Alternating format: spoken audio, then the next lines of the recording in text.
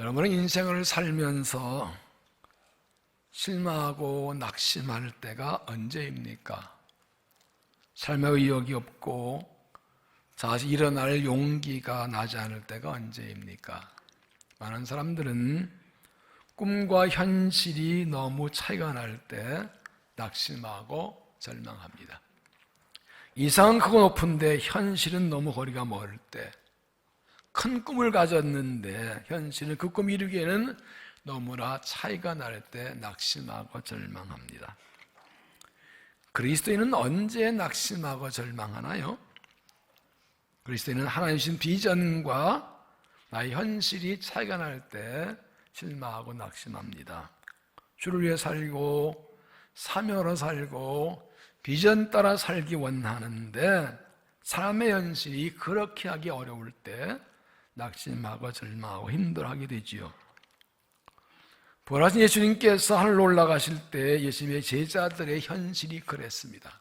예수님께 그들에게 하나님 나라를 말씀하시고 복음의 사명을 주시고 가셨지만 그들이 산 현실은 그 사명을 감당하기 너무나 힘들고 어려운 상황이었습니다.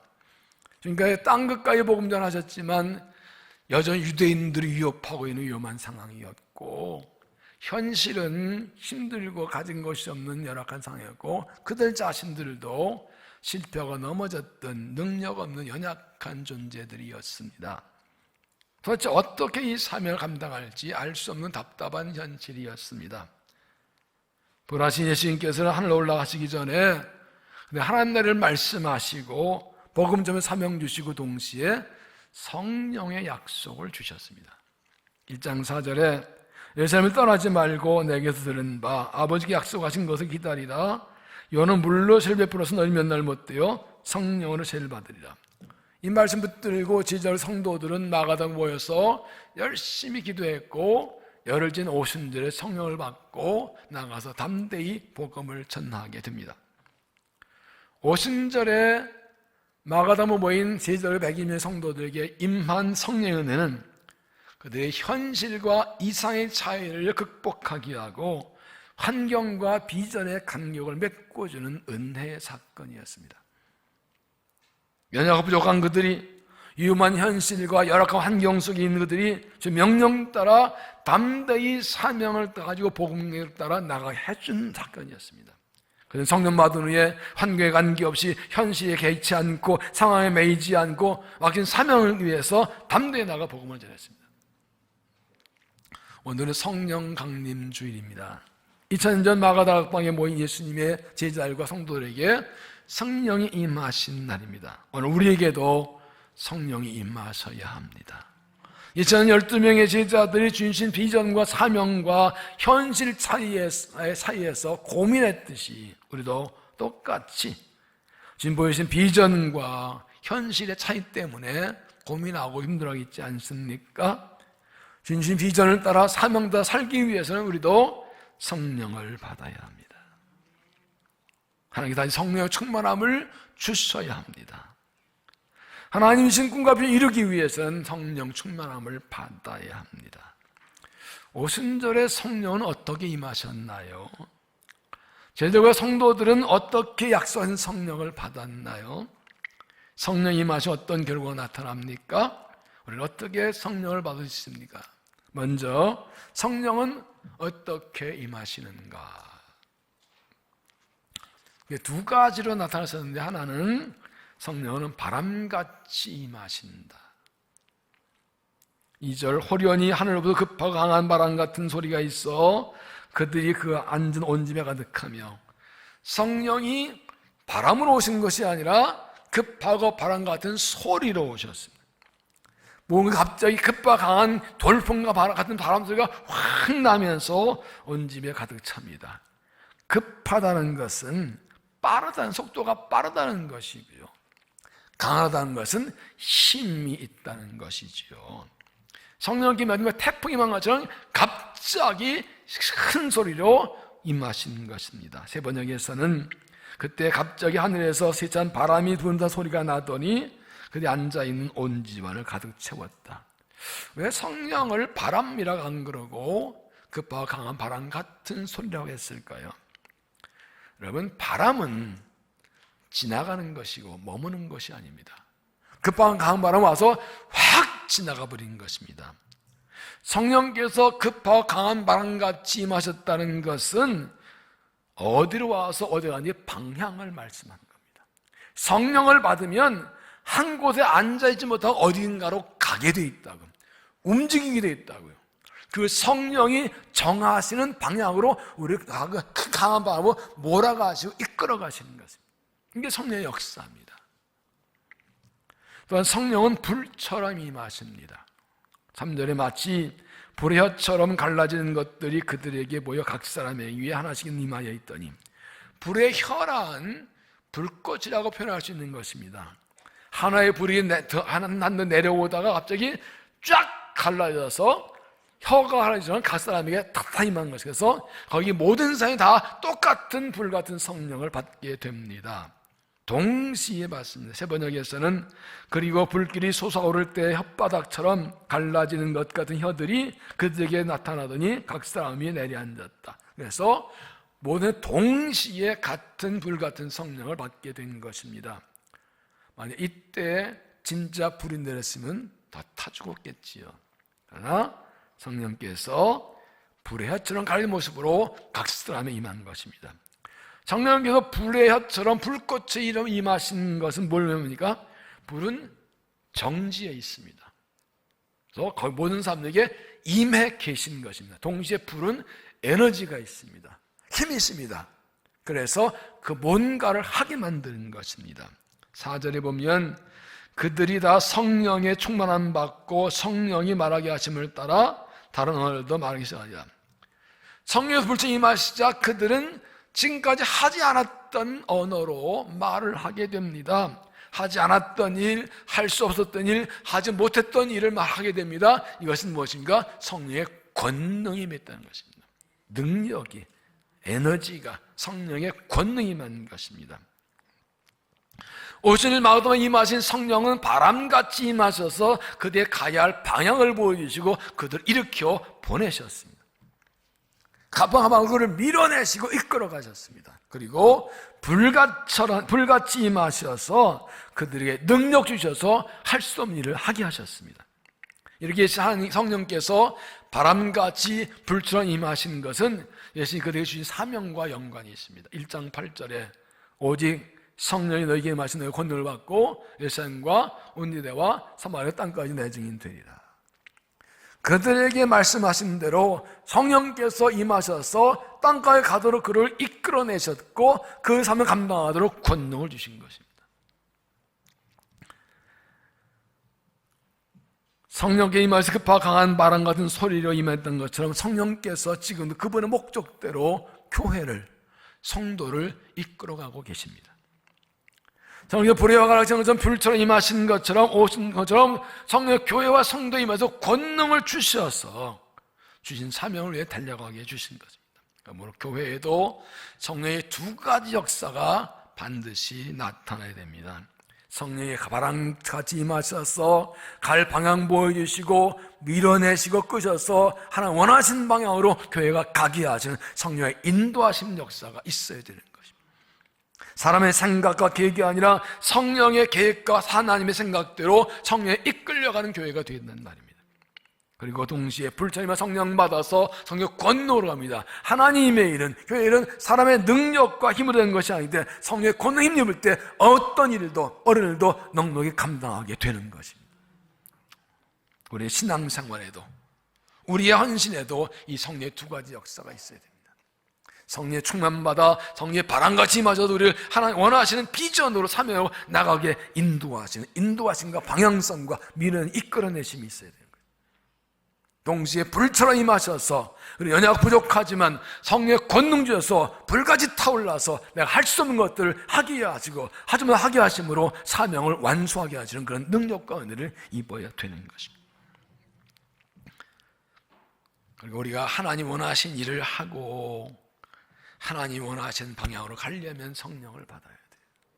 교회가 하나님 원하신 일이 뭔지 알고 그 방향으로 가고 그 일을 감당하려면 성령을 받아야 돼요. 우리 다 지금 성령의 충만함 받아서 성령의 인도하심과 성령의 권능으로 사명을 감당하고 비전을 이루어드리는 교회와 성도가 되시기를 바랍니다. 그러면 성령이 임하시면 어떤 결과가 나타납니까?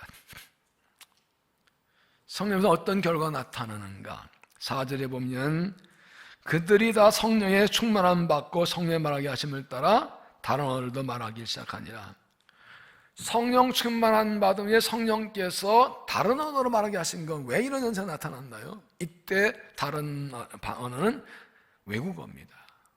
이건 거기에 모여있는 사람들의 이 상황과 관련이 있습니다. 5절에 보면 그때 경건한 유대인들이 천하 만국으로부터 각국으로부터 와서 예루살렘에 머물러 있더니 모든 유대인들은 6월절에서 올라와 6월절을 지키고 갑니다. 그리고 대부분 돌아가는 그 중에 특히 경건한 유대인들은 오순절까지 50일을 더 머물러 있습니다. 그래서 오순절까지 지키고 갑니다. 참 믿음 좋은 사람들이에요. 그러고 돌아가는 거예요. 그런데 이들이 누군가니 각 나라에서 모인 사람들이라고 그랬어요. 요즘 말로 하면 교포입니다. 이스라엘 유대인인데 다른 나라 가서 2세, 3세 돼서 거기서 나고 자란 사람들, 그 나라 말이 자기 말이에요. 이 모국어는 서툴러요 좀. 근데 믿음이 있으니까 와서 6월절이고 50일까지 남아있는데 하나님께서 그들에게 성령 주시니까 그들의 말로 복음을 전하기 시작해서 그들이 자기들이 나고 자란 그 나라 말로 복음을 듣는 깜짝 놀란 거예요. 좀 무식한 갈릴 사람들인 것 같은데 어떻게 외국어를 잘하지? 외국어도 나온 것도 아니고 외대에서 나온 것도 아닌데.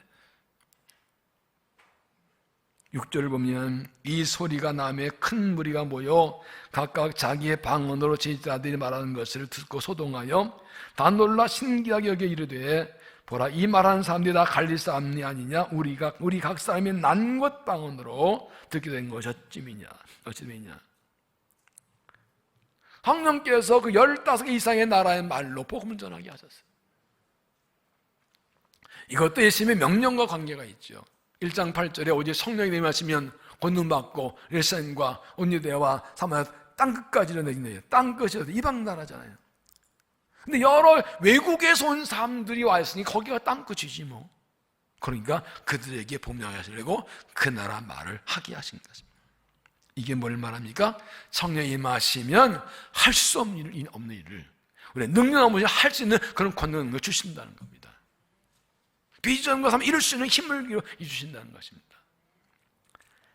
샌드글라스의 거장인 찰스 코닉에게 젊은 미술학도가 오늘날 찾아왔습니다. 선생님의 그림 그리는 화구를 좀 빌려주세요. 선생님 거 그리면 잘 그릴 수 있을 것 같아요.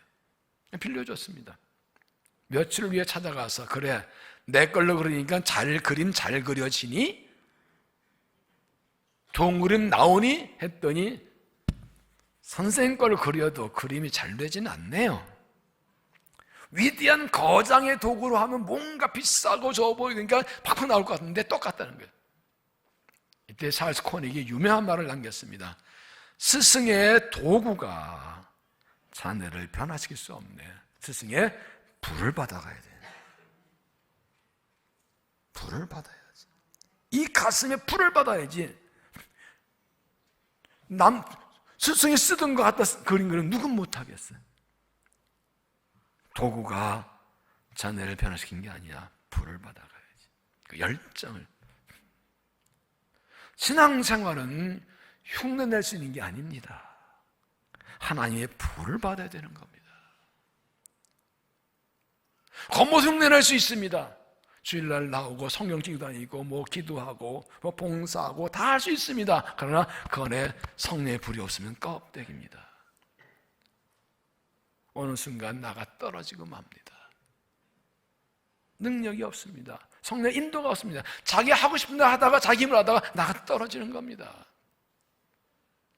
그래서 로마서 8장에 그리스도의 영이 없으면 그 사람이 아니라고 그랬지요.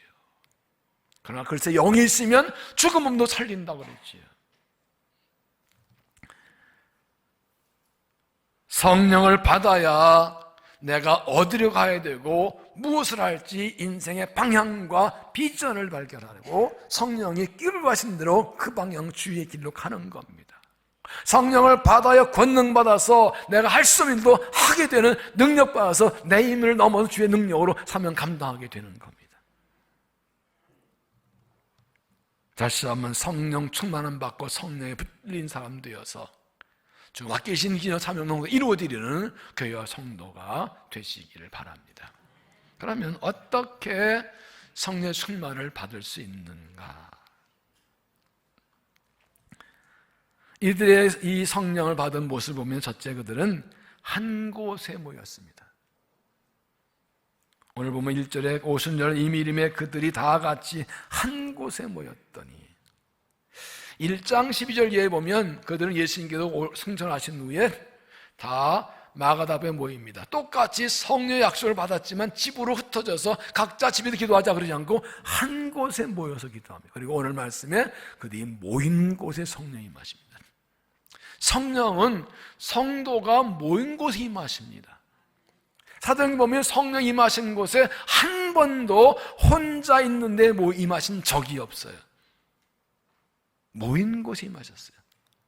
2장의 사건, 4장의 성령님, 에베소의 성령님 다 모인 곳에, 십자가에 걸리다 모인 곳에 임하셨어요. 우리가 한 곳에 모여 기도할 때 성령께서 임하시는 것입니다. 또한 그들은 마음을 하나로 모았습니다.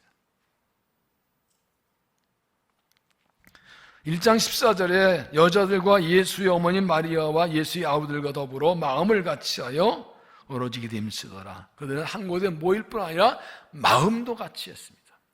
몸만 와 있고 마음은 따로가 아니라 똑같은 마음. 우리가 약속한 성령을 기다린다, 복음의 증인되어야 된다, 함께 기도하자, 그게다 이 모든 것에 마음이 딱 하나 되니까 마음이 하나 된 그 성령이 임하신 거예요.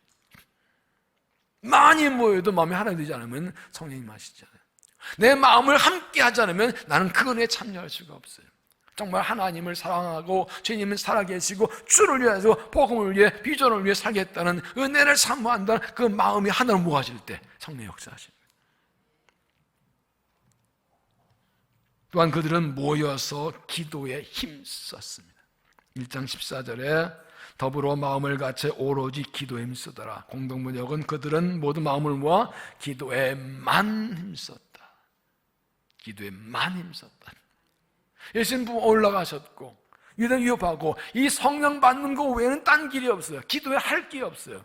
그들은 한 곳에 모여서 밥 먹고 화장실에 자는 거 외에는 기도에만 모든 시간을 다 쏟아붓습니다. 그럴 때 약속한 성령이 임하셨어요. 우리 교회가 매년 18년째 성령일제 열흘 동안 마라톤 기도를 여는 이유가 거기 있습니다. 최소한 1년에 열흘 정도는 그냥 이 기도에 좀 집중해 보자고. 그래서 그 은혜 받고 살아가자고. 올해 마당기는 굉장히 중요합니다. 세상들의 처음으로 모이는 기도회의, 마당기도이고 이번에 주신 은혜를 가지고 우리의 미래를 갖게 될 것입니다. 오늘 마지막 날 논란을 주실 겁니다. 저는 어젯밤에 잠을 제대로 못 잤어요. 그거 묵상하고 항마하더라고. 주시는 은혜가 있어요. 사모하는 마음으로 끝까지 기도하면 힘쓰면 응대 주십니다. 또한 그들은 주님의 약속을 믿고 기다렸습니다. 1절에 오순절날 이미 이름에라고 하는 말은 오순절이 되어서란 뜻입니다. 여러분, 그러나 이들은 예수님께로부터 오순절에 성령을 받는다고 날짜 약속받지 않았습니다. 그냥 약속받아 기다리라만 그랬습니다. 근데 사흘이 가도 나흘이 가도 닷새 가도 이래가 가도 소식이 없어요. 그래도 언젠가 주실 줄 믿고 기다린 것입니다. 믿고 기도하면 믿는 대로 되는 것입니다. 주를 믿고 기도하면 하나님께서 성령을 보내주십니다. 있잖아, 우리가 한 곳에 모여서 한 마음으로 간절히 기도하면 반드시 응답해 주십니다. 마태복음 18장 19절에 진실로 다시 너희에게 이르노니 너희 중에 두 사람이 땅에서 합심하여 무엇이니 구하면 하늘에 계신 너희 아버지께서 그들을 위하여 이루게 하시리라. 두세 사람이 내 이름으로 모인 곳에는 나도 그 중에 있느니라.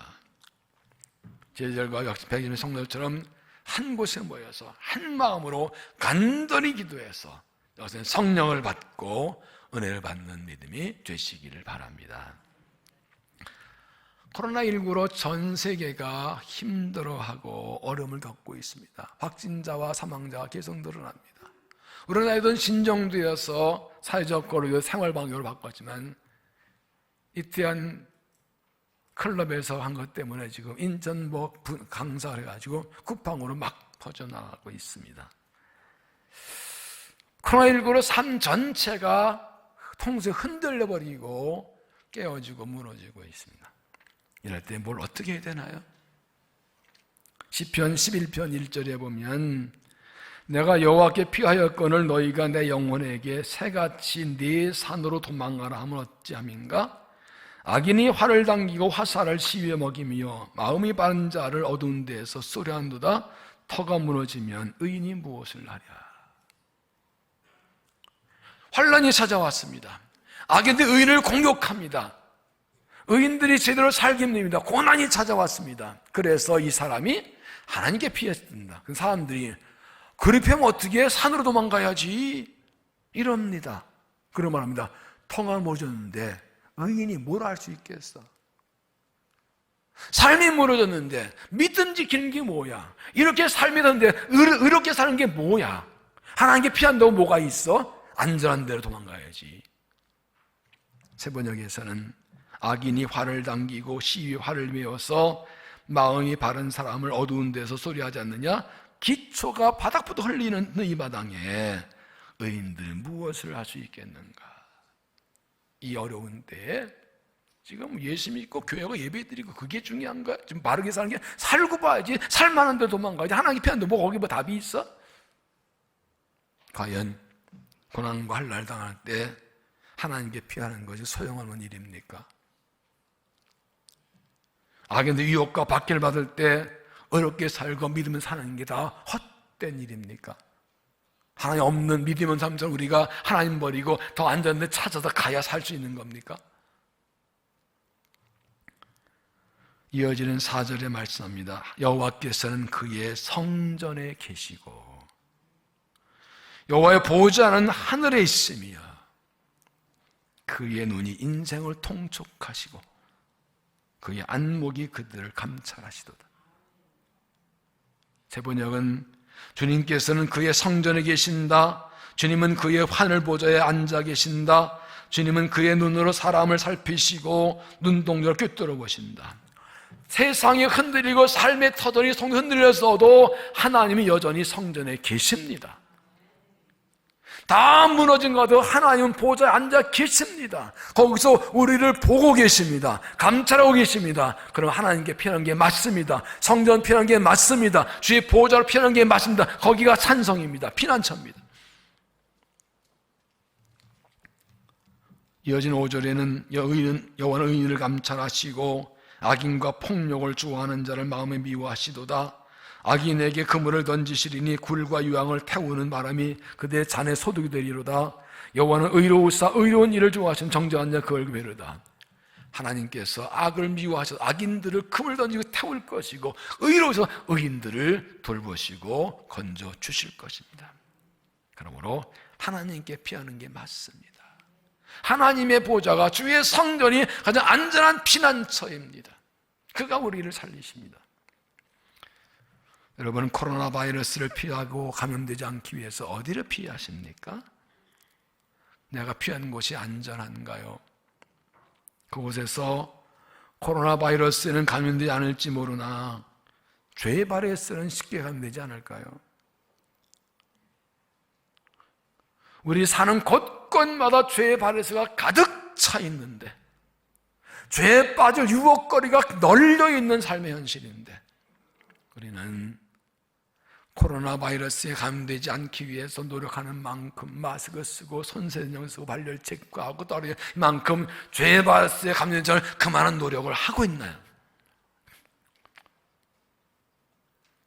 어쩌면 아니요 단호하게 코로나 바이러스 죄의 바이러스가 더 무섭고 더 강력한데 그걸 피하기 위해서 어떤 노력을 하고 계시나요?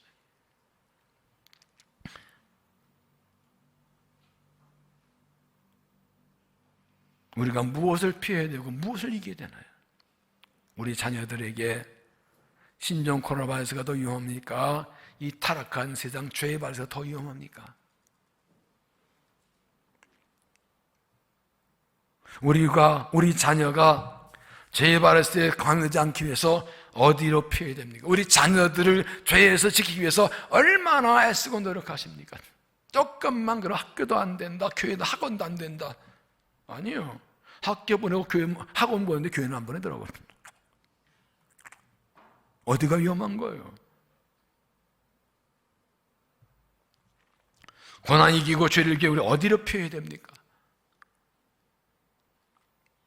하나님께서 이번에 다 드러내셔요. 이단도 드러내시고 타락한 퇴폐 문화도 근원지를 드러내시고 일하고 계세요. 그 죄의 발에서를 다 보여주시는 거예요 지금. 그렇게 그래도 불금에는 청년들이 그냥 뭐 헌팅포차, 포장마차, 득실과 여전히 똑같이 클럽만 한 가지 이렇게 사는 건 맞아요? 우리가 어디로 가야 됩니까? 이런데 하나님께로 가야 됩니다. 하나님께 돌아가야 됩니다. 예레미야 4장 1절 여호와께서 이르시되 이스라엘아 내가 돌아오려거든 내게로 돌아오라. 내게로 돌아오라. 호세아 6장 1절 오라 우리가 여호와께로 돌아가자. 여호와께 우리를 치셨으나 도로 낫게 하실 것이요 우리를 치셨으나 싸매줄 것임이라. 여호와께서 이틀 후에 우리를 살리시며 셋째 날에 우리를 일으키시니 우리가 그의 앞에서 살리라. 하나님 우리를 치셨습니다. 죄 때문에 치셨습니다. 그러나 하나님께 돌아가면 받아주시고 싸매주시고 고쳐주실 겁니다. 우리는 그분 앞에서 삽니다. 그분 앞에 가야 살아납니다.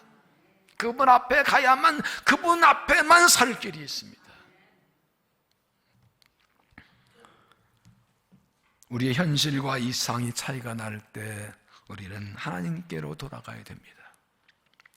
하나님 보신 비전과 현실이 너무 차이가 날 때 하나님께 돌아가야 됩니다. 하나님께 돌아가서 한 곳에 모여서 마음을 다해서 간절히 믿음으로 기도해서 성령을 받아야 됩니다. 바람같이 임하신 성령 받아 비전과 사명의 방향을 발견하고 성령의 인도함 받고 불같이 임한 성령 받아 권능 받아서 할 수 없는 것을 넘어서 그 사명을 감당하는 은혜를 입어야 되는 겁니다. 그게 사는 길이에요. 성령은 바람처럼 임하십니다. 강림하면서 우리의 가는 길을 보여주시고 비전을 보여주시고 우리를 몰아세우시고 이끌어내서 그 길로 가게 하십니다. 성령 불처럼 임하십니다. 불처럼 임하셔서 우리에게 권능 주셔서 뜨겁게 타오르게 하시고 할 수 없는 일들을 하지 못한 일을 주를 위해 할 수 있는 능력 권능을 주십니다. 복음의 역사는 그래서 바람과 불의 역사입니다. 교회 바람같이 불처럼 성령의 역사로 복음이 전파되었습니다. 오순절 성령을 받은 이 제자들과 성도들은 이 바람과 불처럼 성령을 바꿔서 나아갑니다. 인도를 따라서 예루살렘으로, 유다로, 사마리아로, 땅끝으로, 이디오피아로, 안디옥으로, 소아시아로, 로마까지, 그리고 로마에서 유럽으로, 미국과 남미 아프리카로, 아시아로, 한국까지, 지금도 이제 한국에 또 나가서 전 세계에 성령 온 사람들이 전쟁에서 이 목숨 걸고 복음을 전하고 있는 것입니다. 지금도 성령 역사는 계속되고 있습니다.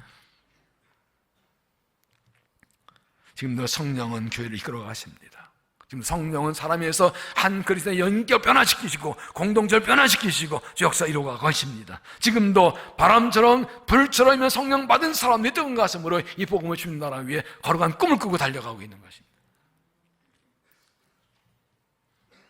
우리 다시 한번 바람처럼 임하신 성령, 불처럼 임하신 성령을 받아서 거룩한 꿈과 비전을 보고 갈 길을 발견하고 성령에 붙들려서 권능으로 달려가서 주신 사명 비전 이루어드리고 승리하는 교회와 성도 되시기를 주의 이름으로 축원합니다. 기도하겠습니다.